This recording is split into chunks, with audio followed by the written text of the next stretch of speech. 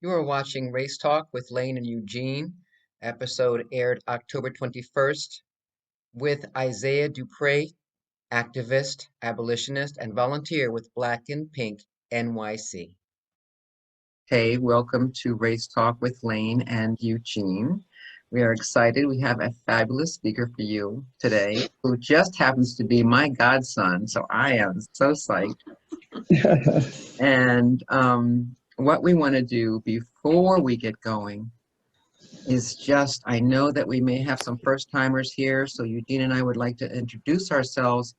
And just to welcome you, I am Reverend Elaine Cobb. I am interfaith minister and currently living in Baltimore, but soon to be returning to my home state of New York.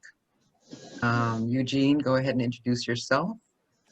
Yeah, I'm Eugene Holden. I am a ordained minister, not through Centers for Spiritual Living, but from the Academy of Self-Knowledge. I am a religious science licensed practitioner. I have been a spiritual counselor for a number of years. Here we are doing this. Wanted to keep that intro short. So we do meet here every Wednesday at noon. If you have registered, you can use that exact same link to come in for all the rest of our sessions.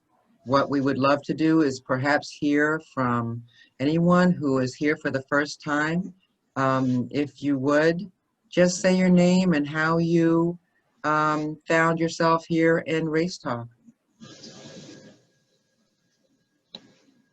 Yeah, of course. Wilhelmina, please, Miss Calland. Unmute yourself. Hi, I'm Wilhelmina Callan. I'm a member of the Center of Peace, and I was invited by Zuma Gonzalez. Thank you. Welcome, welcome, welcome.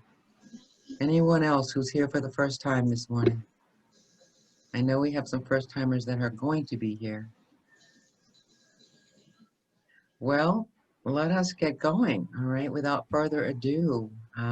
Eugene, would you like to introduce our guest speaker? Yeah, so today we have the privilege of joining us today with Mr. Isaiah Dupre. Isaiah is a 26-year-old activist, artist, academic living in Bushwick, Brooklyn. He has served as a volunteer organizer for Black and Pink NYC. Let me just tell you a little bit about what Black and Pink is about, a little small, quick synopsis.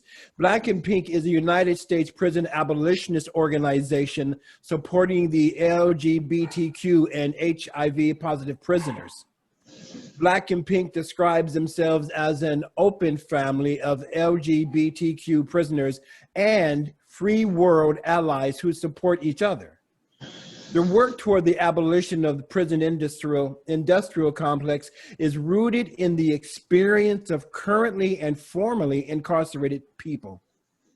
Outraged by the specific violence of the prison industrial complex against LGBTQ people, they respond through advocacy, education, direct service, and organizing. Among other things, this beautiful, powerful group organizes a pen pal program, distributes a prison-written newspaper to its incarcerated members, and provides court accompaniment and educates people on their rights. Mr. Dupre has also serves as a refugee youth tutor and refugee resettlement intern at the International Rescue Committee, and he's been doing that for roughly 5 years. Mr. Dupre is a master's degree candidate in the International and World History program at Columbia University and the London School of Economics. Isaiah Dupre is passionate about socio-economic justice, community building, and abolition. I give you today on the Race Talk with Lane and Eugene, Isaiah Dupre. Thank you very much, Eugene and Lane, for the warm introduction, for having me here today. Good afternoon, good morning, you all, coming from Bushwick, Brooklyn. I'm here today to talk to you all about Black and Pink, a little bit about what we do, and about abolition and what that is, because I know a lot of people are nervous when they hear the term like abolition, and when people talk about abolishing the police, it really makes people nervous, and I want to kind of examine that and unpack that and answer your questions surrounding that. So to go off of what Eugene said, Black and Pink NYC is a chapter of the national organization Black and Pink. And our vision is a world without prisons, policing, and mass surveillance, and instead a world with life-affirming institutions that establish freedom for people of marginalized genders and sexualities, as well as those of other overlapping identities and experiences currently oppressed by anti-Blackness, white supremacy, capitalism, ableism, transmisogyny, and the like. The New York City chapter has about 10 to 12 dedicated organizers that work to match our 126 inside members or incarcerated members with pen pals on the outside. In addition to that, we also sort and answer mail sent to our PO box from our inside members. We conduct feedback, like questionnaires and surveys to assess their needs and take guidance, as well as send solidarity packages and cards to our inside members around the holidays. For folks that are recently released, our organizers provide community-based, anti-professionalized coming home mutual aid, in particular for recently released Black trans women and Black gender nonconforming people. And we do this through direct crowdfunding, basic essentials provision, using our own networks for support involving public housing and connecting folks with mental health professionals that will affirm their identities. We're also growing to more towards researching city and state policy measures and legislation related to abolition and Black liberation for us to organize and join campaigns around, such as the borough-based jails opposition. There's a, city council voted to close Rikers, but in addition to that, they also voted to build 4 new jails in Brooklyn by 2026. And so Black and Pink New York NYC and a couple of other organizations have been pressuring city council and the city comptroller to not do that and to instead invest in youth programs, to invest in public housing, to invest in health, to invest in organizations that are working in the community to avoid continuing mass incarceration.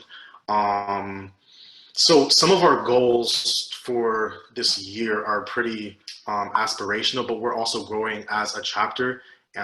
So we're kind of excited to expand in this way, but we're trying to raise $30,000 for a commissary fund for our 126 inside members to basically send them $75 3 times a year. Because what a lot of people don't realize is that when people are incarcerated, especially when they're like newly incarcerated, they can easily fall into predatory traps when it comes to securing supplies. And a commissary store is like where you go to buy supplies.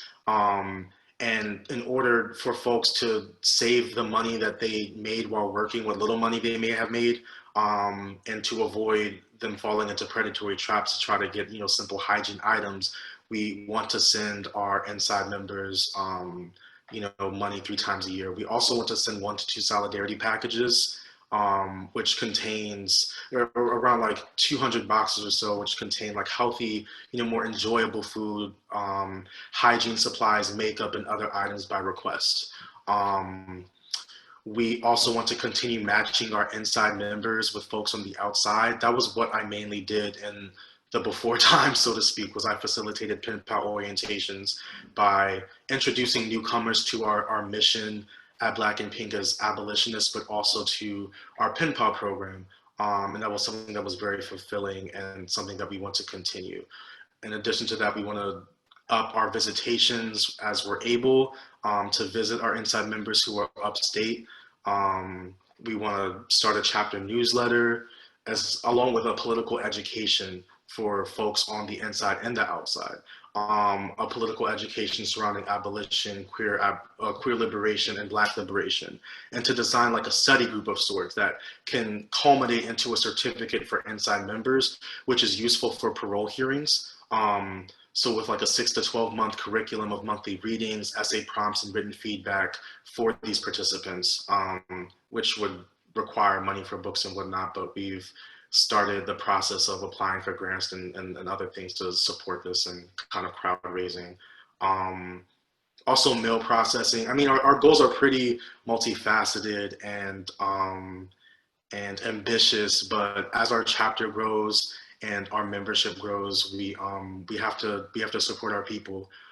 In terms of the structure of our chapter, we prioritize centering the voices of formerly incarcerated Black, trans, and gender nonconforming people. So in our leadership, out of 10 organizers, half of them are formerly incarcerated, are Black, and of the LGBT experience.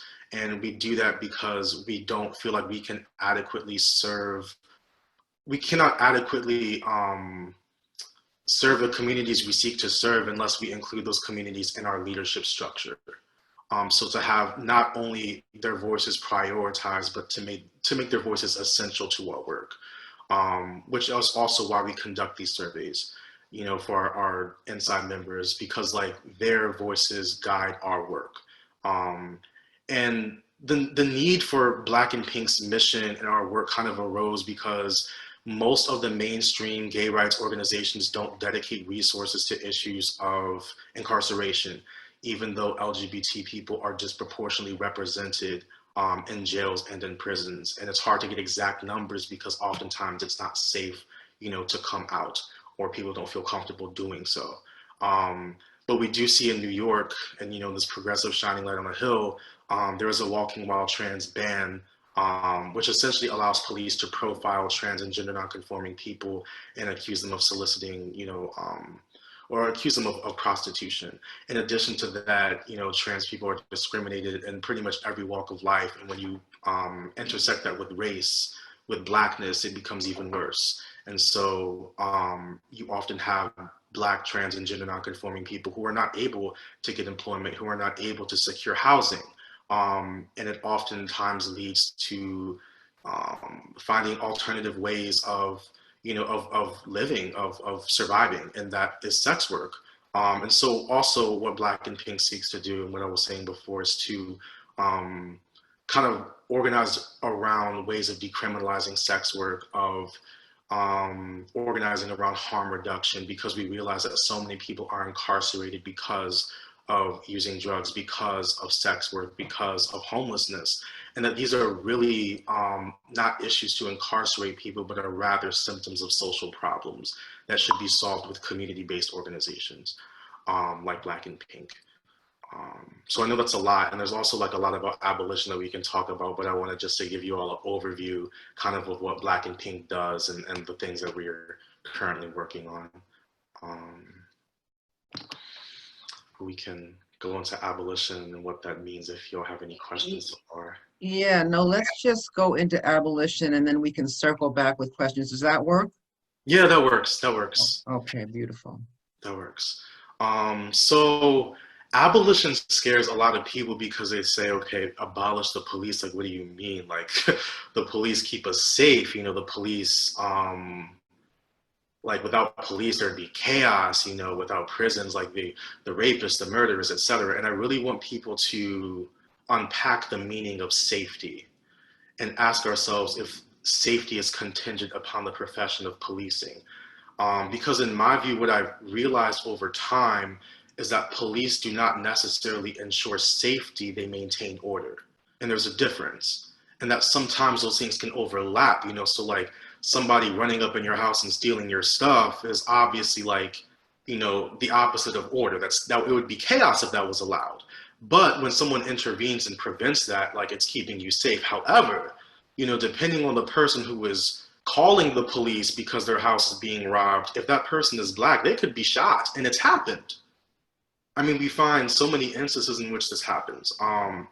And a lot of people are, you know, more inclined to say, well, why not reform? Like, we can reform this. And I think it's important that we remember the histories of the professions and institutions that we speak of. Prisons and policing themselves are reforms, right? Prisons are a reform of, you know, when jails were in the town square in like the 17th century and capital and corporal punishment were the norm. The reform was to take that capital and corporal punishment and to move it out of the town and to make it bigger and to put it in boxes behind bars where it could not be seen or heard. Policing is slave catching reformed. There's a direct lineage, it's tangential, right? I mean, the 13th Amendment hereby abolishes slavery unless used as punishment for a crime. So we're talking about professions and institutions rooted in chattel slavery. Can that be reformed? Was there ever a time in the history of this country in which police were, intended to protect Black people? The answer is no. And so I think what we have to realize is that reforms often fall short and, either, it's not to say that all reforms are bad. I think there have been some reforms that have made progress or that have made changes, but it's typically at the expense of another group. It's typically, they'll reduce drug sentencing, but then we'll have like indeterminate life sentences for other folks. And it's like what we seek to do is not to, have reforms for some folks and make it harder for others, but to reduce, the prison population over time and to eventually eradicate it. We have 2 million people incarcerated in this country. We have the highest incarcerated population on earth. And there's a direct, correlation and relationship between American chattel slavery, the profession of policing, and the prison industrial complex. And what I want to challenge people to do is to be able to imagine a world without prisons and policing, and instead a world in which we don't rely on a criminal law system that is purely reactionary, not rely on a system that waits until violence erupts.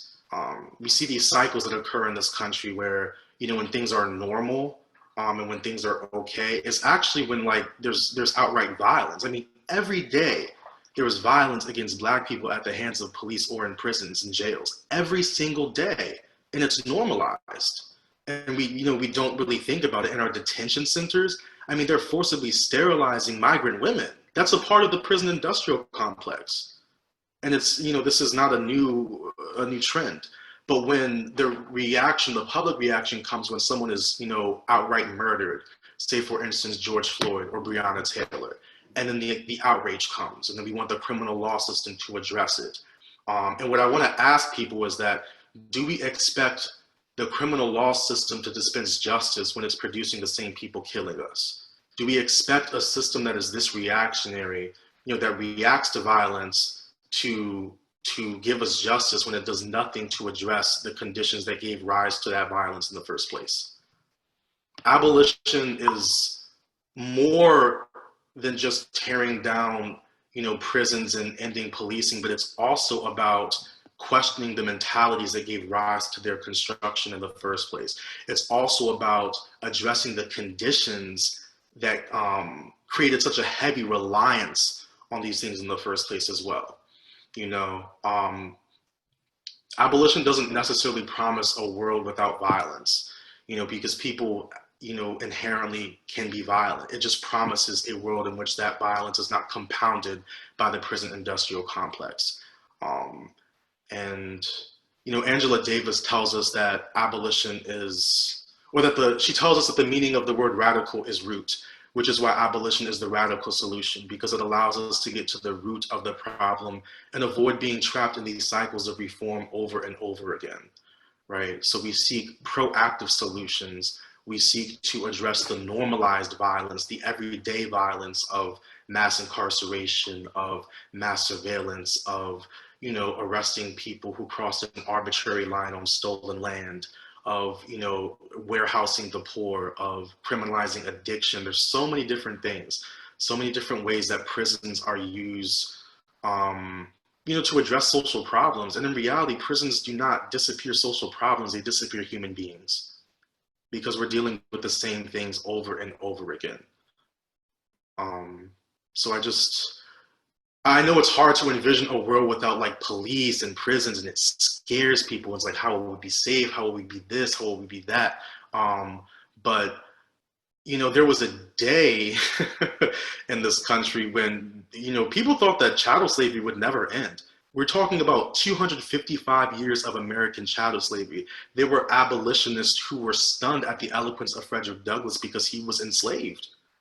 and they never thought that it would end. They thought that this would happen forever. For slavery, for human bondage, justice rested on abolition, and the same is true for its carceral descendant. So if any of you have questions, because I could go on forever. Well, this is Elaine, and I could listen to you forever, and I bet there are people on this broadcast who could also listen to you forever, and I'm quite sure people have questions. I want to take the first shot, but I do want to encourage people to put your questions in the chat if you have questions, to make sure that we can give everybody time to ask what they need to ask. But also, absolutely, we are going to give you an opportunity to unmute yourself as well. So one of the things that you said that brought me to tears, and I bet I'm not alone, is that phrase you said that prisons don't disappear social problems. Prisons disappear human beings. That is amazing when you think of that, just that simple language right there. They totally do. Like this complex, they swallow people up. People go in, they never come out. And if they do come out, they come out with their humanity stripped in so many ways, right? The work that you're doing is completely amazing.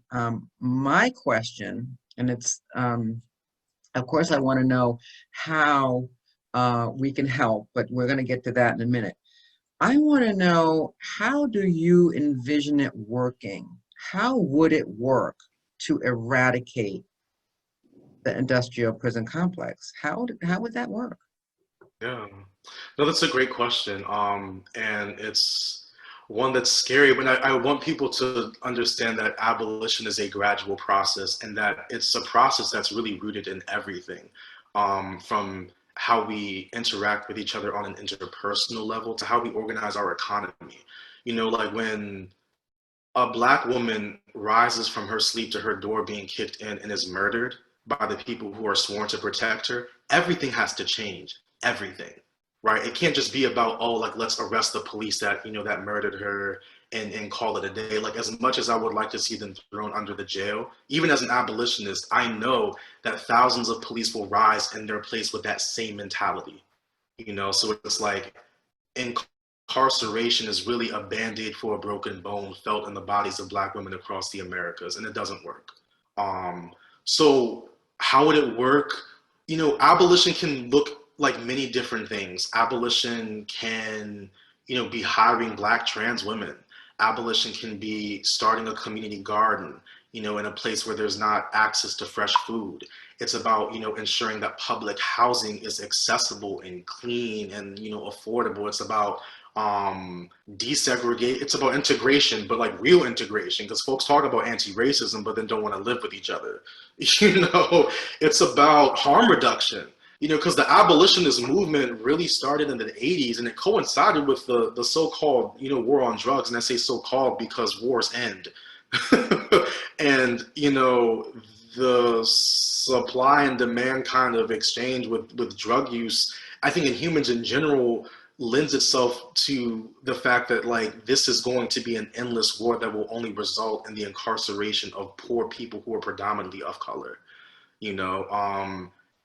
So I would say, what does it look like? It looks like changing everything. And that's what the scary kind of hard part comes into. But, what Black and Pink does is we start small, right? So it can be something as small as like writing a letter to an incarcerated queer person, who doesn't have anybody. And just being that point of contact, being that person on the outside who says, you know what, I care about you. I'm here to listen. I'm here to validate your existence and to tell you that you're worthy. That's abolition. It's in the small things. A lot of people think it's like this monumental change at first, and like we're gonna tear all these prisons down, but it's very gradual and organic, because like, what we seek is not just destruction, it's restoration. Because these systems are unnatural. We're not meant to be caged like this. People are not meant to be put in, boxes behind bars and profited off of. Yeah. It's absolutely inhuman.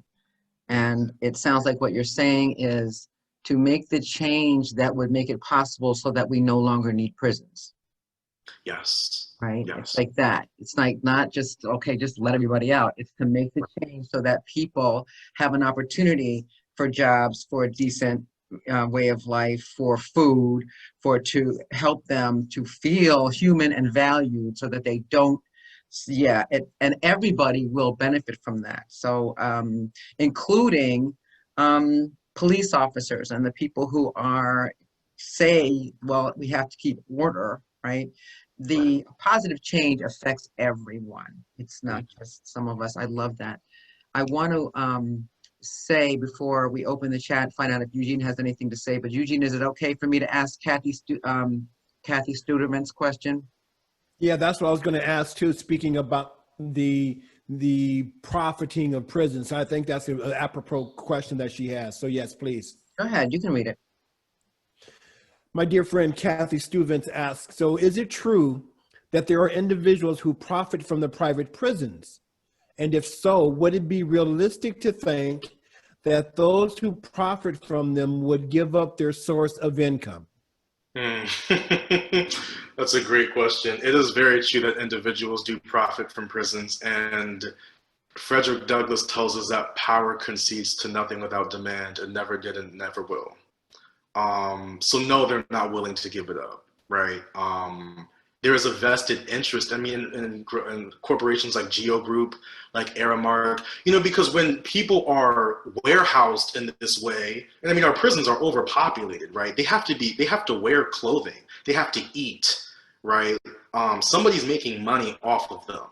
So there are corporations with a vested interest in locking people up and keeping these quotas at a certain point, and they lobby Congress. And they have their, influences and state governments and local governments and the like. So it's very entrenched. However, there is a growing movement of not only abolitionists, but just progressives as a whole who are beginning to divest from folks who are working with the private prison industry. In particular with banks, there have been a number of banks that have refused to take or have refused to work with private prison organizations like Geo Group and Aramark and others. Even Wayfair, who was building furniture for detention centers in Texas, they've cut ties because they've realized, there are consequences for these actions that actually affect their profits. So there is a growing movement to divest from private prisons. Are they still in use? Yes. California has banned the use of private prisons, but the majority of the country has not.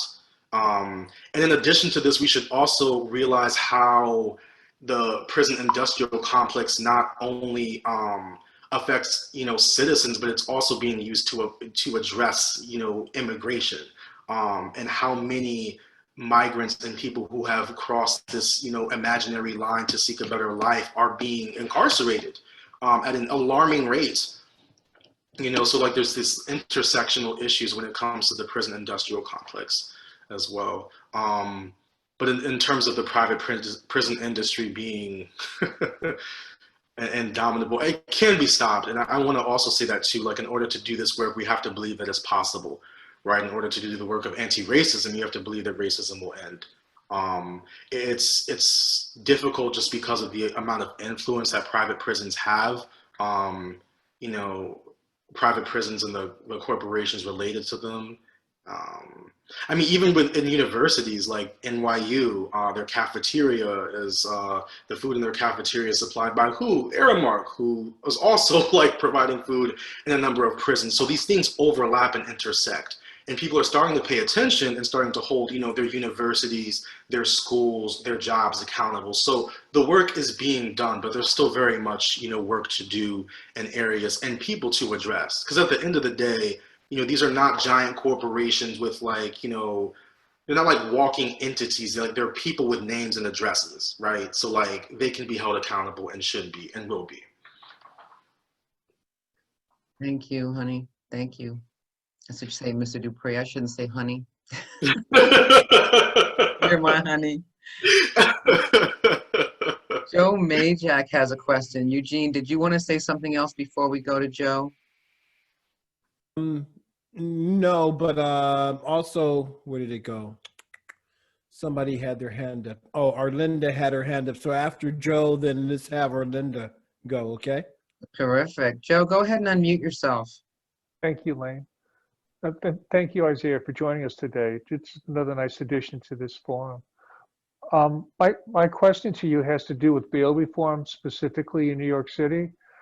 And if you're comfortable in talking about it or have some background, I'd be very interested in hearing what you think was the impetus behind the bail reform in New York City. Was it a kind-hearted and a justice-related movement to disrupt the pipeline to incarceration and segregation of people of color, or was it just a dollar and cents thing that the city of New York thought would save them some dollars by cutting down the population in its prisons? I'd be interested in your thoughts on that.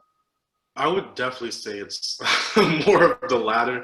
I mean, organizations like Black and Pink and No New Jails have been in city council's face for a while about, bail reform, about, I mean, Rikers, which essentially is, designed to warehouse the poor. It's like, if you cannot afford bail, then you stay in jail. There was pressure from these organizations and from, public advocates and other council members as well.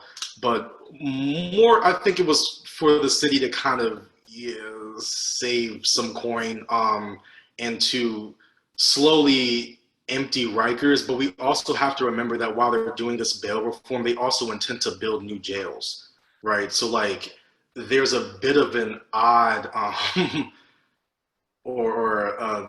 guess you would call it a self-interested and kind of hypocritical dynamic that we have to observe here when we're talking about city government, and that their main interest is to protect the profits and assets of the city and not necessarily to advocate for, low-income New Yorkers, low-income queer folks who are disproportionately affected by the bail system.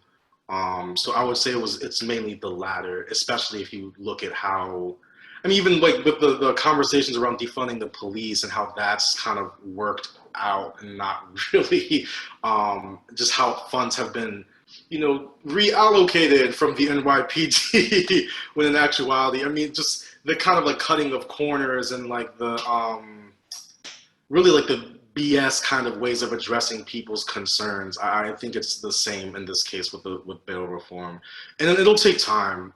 It'll take electing the right people. I mean, we have Jumaane Williams, who's been a very strong advocate and very vocal, ally for abolitionists. So there's hope in that regard. But overall, the city does have a vested interest in maintaining its jails and the like, and when it comes to bail reform, I would say it's similar. There's been change, but I wouldn't necessarily call it progress. Isaiah, can you just say, like, in one sentence or two sentences, so there might be people on this broadcast who aren't sure what bail reform means. So 2 sentences. 2 sentences. Really brief. No, that's okay. Well, bail is when you go to jail and you're required to pay a certain amount to be released before trial. It's considered to be unjust because if you cannot afford bail, then you will not be released from jail. Some people are saying, well, this is good for violent folks, but in reality, it results in poor people being warehoused. Bail reform essentially aims to get rid of that kind of dynamic in which someone has to pay to be released from jail pre-trial. In DC, they've actually worked a system that it's a bail-free system or close to it. Or like the bills are much lower, so it'll be like $50, $100 versus like $10,000, $20,000 that we often see in New York.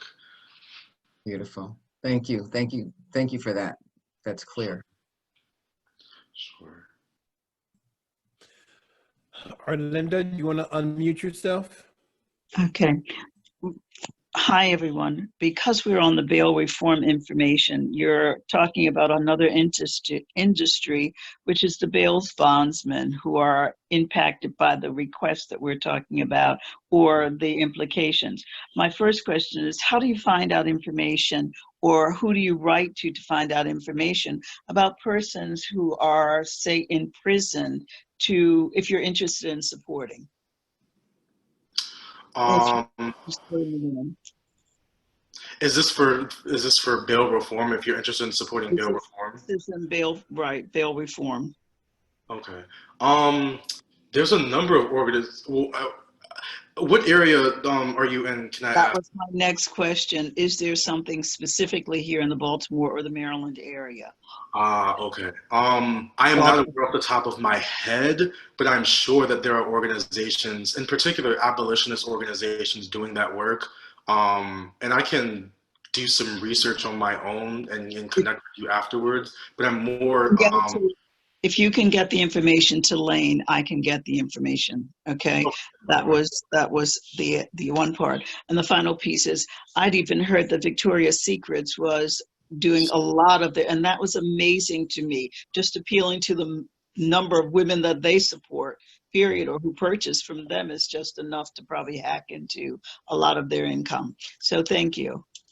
And thank you for naming that, Arlinda. Actually, that's very important to remember, just how ingrained the prison industrial complex is in this country, like in this country in terms of and socially, but economically as well. Victoria's Secret has relied on prison labor. Starbucks, AT&T, so many of these huge corporations. In California, they were using incarcerated people to put out fires. It wasn't until recently, a few weeks ago, the governor passed legislation, but that was only because they had, to let prisoners out because of COVID. So there weren't enough people to use to put out fires. That was mainly the impetus to draft that legislation and pass it. So thank you for naming that, the heavy reliance of, much tangential to slavery, if we're being honest. One of the things that I wanted to say as well is aren't there websites where we could, now they might not all be listed, but I have seen companies listed where we can actually get the information about what companies actually use prison labor or et cetera, and try to avoid those companies. Now, as you said, it's almost impossible to avoid all those companies because it's so, it's pervasive. However, do you know of a place, like a resource that's guaranteed that would give us that information? I do not know of one off the top of my head, and the reason why it's so difficult, it really is entrenched in the economy, and if you participate in this economy, then you're complicit. So you can, try to be a conscious consumer and not buy from these places, but I guarantee you, if you're participating in the American economy, you're going to come across a product that was touched by somebody that was incarcerated, or a product from a company that relies on prison labor, or that has ties with corporation with private prisons. It's entrenched. So in that way, and that's kind of what capitalism does. It requires us to be dependent on it, but also makes us complicit at the same time. It does. So the best thing, it's always good to be a conscious consumer, and I encourage people to do that research. But at the end of the day, we're all going to be complicit. So the best thing that we can really do is to, practice mutual aid when we can, and to support organizations doing the work of abolition, and not just bail reform, but abolition of bail and things like this. Yeah. I also wanted to say, because I know people kind of think, they're like, okay, well, what about the murderers and the rapists? What do we do with them? We can't just have people walking around being, totally violent. We can't have that. And I always ask them, as if our, police, our priests and our president do not constitute that same demographic, yet never see the inside of a cell. And this tells you that the system is not broken. It works exactly as it is intended to. That most people who are incarcerated are poor, and that they're disproportionately Black. And quiet as it's kept, there are a ton of poor white folks locked up in this country, a ton. And they are spoon-fed the lie of white supremacy that tells them, well, look, you're not them. You know, you're not the person who's crossing these borders illegally and stealing our jobs. You're not, you know, the black guy that's going to shoot up the block. So you're white, great. But the capitalist side of white supremacy means that rich white folks pick the pockets of poor white folks all day while they keep using these narratives of racism and lock them up. So mass incarceration it's a conversation that involves race, but really it involves class fundamentally. And that's something else that I wanted to name. I want to say that I just Googled support bail reform in Maryland, and it came up with a bunch of sites. So if you're someone who wants to do that, you can probably just put support bail reform in your state and it will come up with a bunch of sites. And probably the same thing for companies who use prison labor. However, like you said, they're not all going to be there because they're all doing it. So yeah, thank you. Thank you. Eugene, I'm not looking at the thumbnail, so do you see hands? Right, which I don't yet. I mean, not as of yet, but I want to say there was something that you said, Brother Isaiah, that there's a lot that you're saying that is so very impactful. But there's one line you just said is that the system is not broken, it's working as it was intended to. Oh, yes. You know, it's like, wow, yeah, you know, because it was put in place purposely. You know, so here we are at the fourth quarter, going into the fourth quarter of 2020, and we're talking about, you know, reform and abolition and all of this. And one of the things I want to ask is as members or as participants on Race Talk here, what is it that you think that we can do on an individual basis? And then after that, Alpha, your hand is raised. So after Brother Isaiah addresses that question, you can go ahead and ask your question.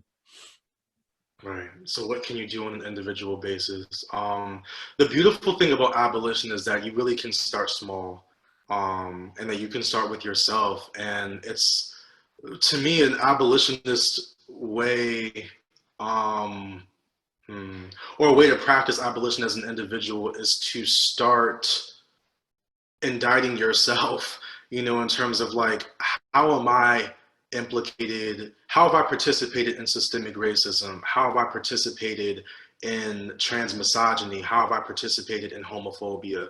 How do I have a vested interest in seeing people locked up, and why is that? Who do I consider to be a criminal and why?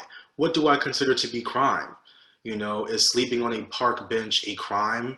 Is crossing an imaginary line on stolen land a crime? Is using drugs a crime? Is engaging in sex work a crime? Because all of these are like ailments of social problems. And I think a lot of us have been conditioned, you know, by a criminal law system to believe that incarceration is the answer.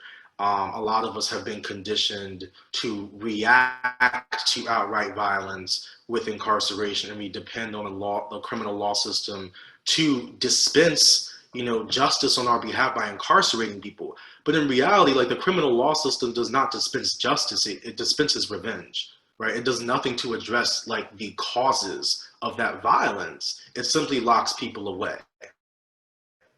And it's not to say that like I, you know, want George Floyd's murderer walking around like scot-free. I don't. But in the world that abolitionists seek to manifest, there would be no Derek Chauvin. You know, that would not happen. He would not exist.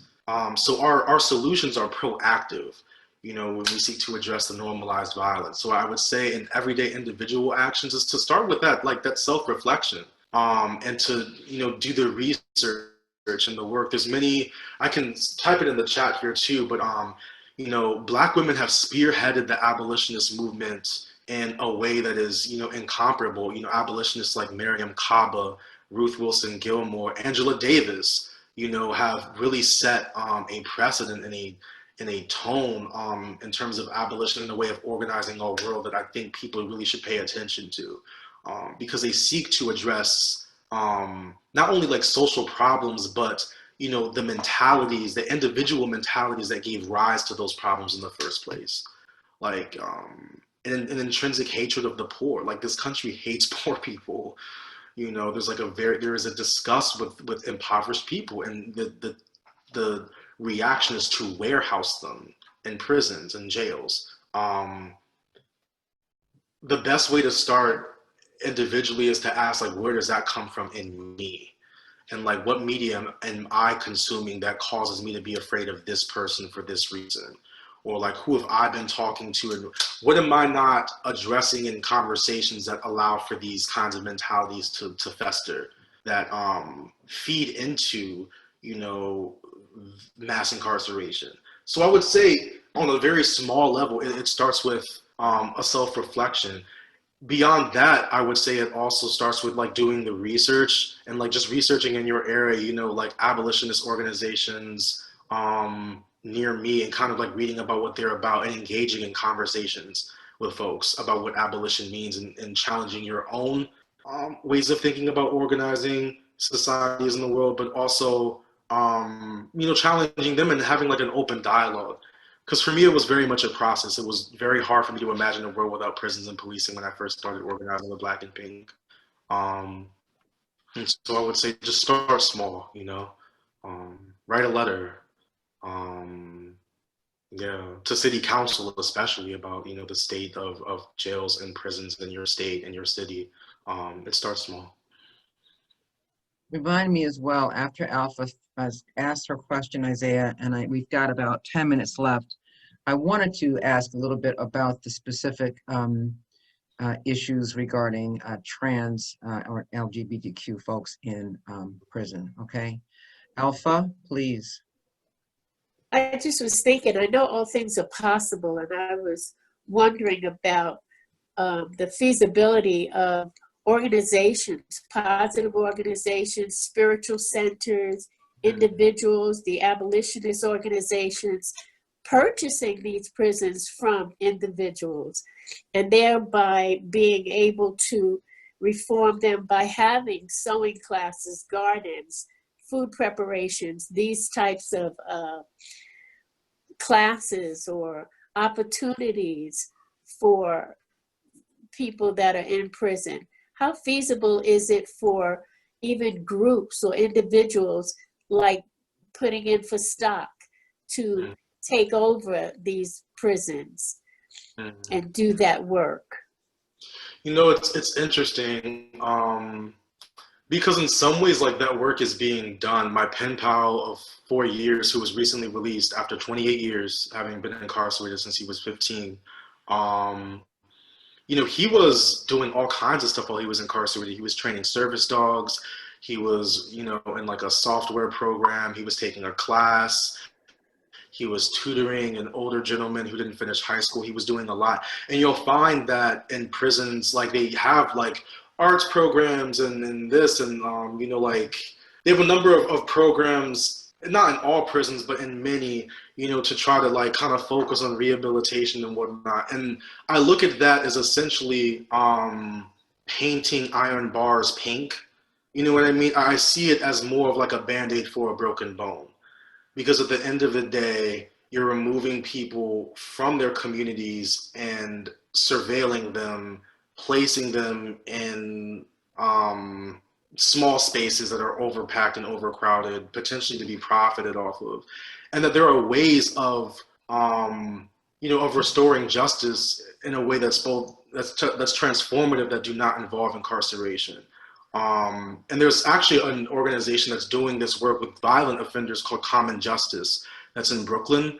And the founder of Common Justice, her name is Danielle Surratt, she tells us that no one is introduced to violence for the first time having committed it, and that should condition our response to it.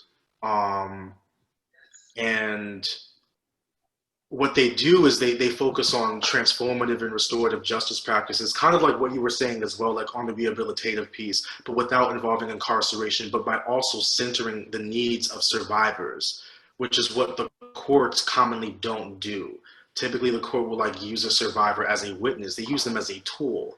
And if at any point that survivor decides, no, like, I don't want to proceed with incarceration, they might indict them. So in terms of the possibilities of having, you know, just like extracurricular activities or like rehabilitative practices in prisons, it's happening now, but it only, it doesn't solve the issue of incarceration, and it doesn't solve the social conditions that give rise to such a heavy reliance on incarceration to begin with. I'm thinking more in terms of the individuals, the private individuals that already own these prisons, and consequently they're able to do what they want. Taking those individuals out of the picture and having NAACP, CSL, any kind of positive organizations take that ownership. That's what I'm talking about. I see. That we're able to. I would. I'm sorry. No, I was just thinking, since they're already owned, this way we're able to make some sort of impact and spiral up as opposed to spiraling down. Right, right. And I love that notion, but I also know that whether there be private or public, there is a vested interest, you know, federally, locally, when it comes to state governments, and even privately, that seeks to keep people locked up, and that they're not going to necessarily agree to sell a prison or a jail for it to be repurposed for, you know, communities, because there's money in this. You know what I mean? Like, there's people who have a vested interest in maintaining these systems because they're profitable. And even when they're not privatized, you know, state governments can get federal funding for prisons as well. So I love that notion, but it would be very hard to implement because there are many people who seek to maintain these institutions on a permanent basis. You know, as decrepit as they, you know, as the buildings or whatnot may be, like as long as they are there and incarcerating people, that's the priority. But I do love that notion of re-owning that land. So thank you for that. And thank you for that question, Alpha, because Great that's question. something that I don't know that I would have thought about. However, that's a very forward, actually, notion. Isaiah, I wanted to ask Black and Pink and NYC, just in order for people to look it up. Is it blackandpink.org? Is it just that? So blackandpink.org is the website for the main, like the national page, and that's a great one to consult to. Okay, what's NYC? What is Black and Pink NYC? Do you guys have one? We have, I'll just put our links in the chat. We Oh, don't you have really like a website, but we have like our donation links. The first one is to the commissary, our commissary fund, and then the second one is, oh wait, did I type that right? I think I did. Oh, I hope I did. Yeah, it's okay. Don't worry about it. That was the next question. That's okay. So I can send those out in a follow-up email. That's fine.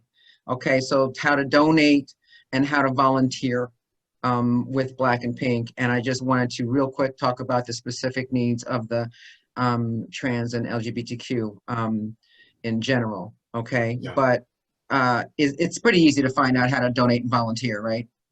Yeah. With Black and Pink. Okay, very good. And then I want to find out very specifically, what do you need?